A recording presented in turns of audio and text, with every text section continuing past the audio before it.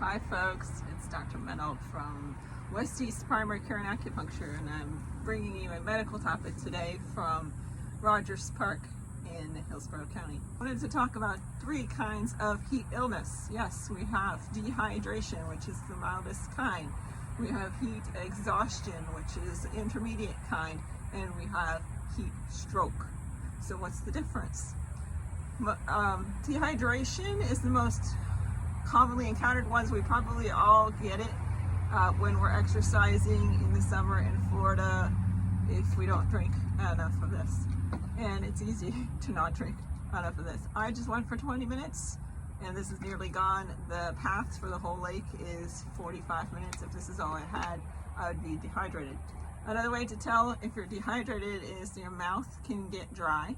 Your tears won't come if you're crying. I hope you don't need to cry very often that you would notice dehydration that way, but that's one way.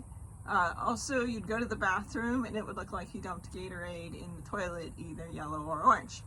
So if you're taking a multivitamin that includes some of the B vitamins, that may look rather yellow and it may be hard to tell that way.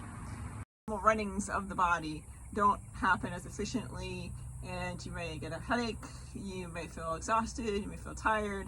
But this exhaustion is not heat exhaustion, it is just fatigue related to dehydration. In severe cases, you may get muscle cramps.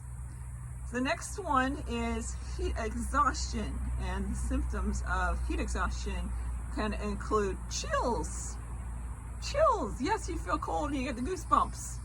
I have actually experienced this on a 5K run when I was trying to push my time, and shouldn't have done that. And don't you do that, and you know who you are. I'm talking to you. So, yeah, it does often come when people who know better are pushing themselves, or if you're in a situation where you just can't get yourself out of the heat. They stop, you do need to rest, you need to find shade, and you need to hydrate. I also have experienced this bicycling after the end of a long run. More severe version of this can also cause some confusion and lassitude, meaning you just want to sit and not do anything and you don't even have the energy to get out of the heat. In fact, one time I actually called my husband to pick me up even though it's a block from home.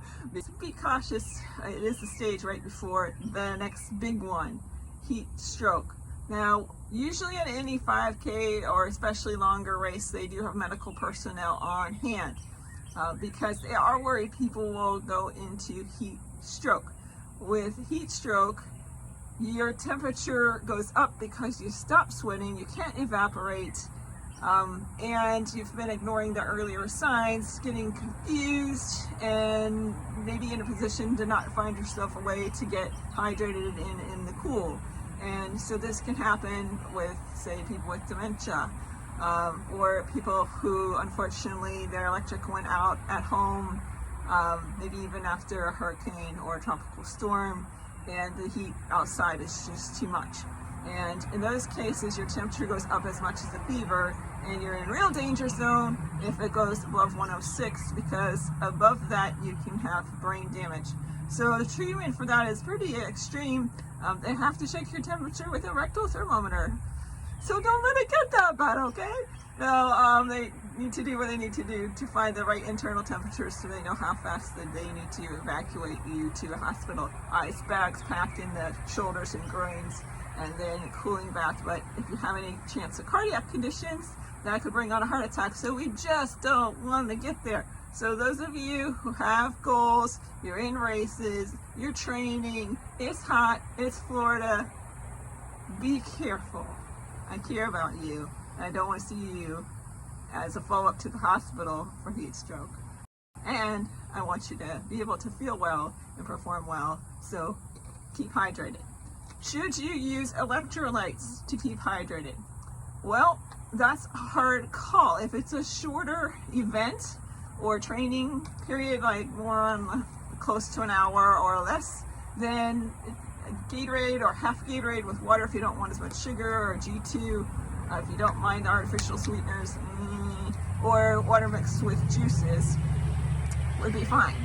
If you're on a really long event, like all day at RAGBRAI, ride your bicycle for 8 hours, or on a marathon or half marathon maybe, or an ultra marathon for sure, then the exact balance of electrolytes is quite important, because you could end up with too much or too little sodium while you're trying to hydrate. Too little will make you swell up, your wrists or rings will get tight, and you can have confusion, seizure, and other problems that could be very life-threatening. And you can have similar problems with too high of salt situation. So hydrate appropriately, get out of the heat, don't push your limits too much, and have a great summer. Get outside and enjoy it, but with safety.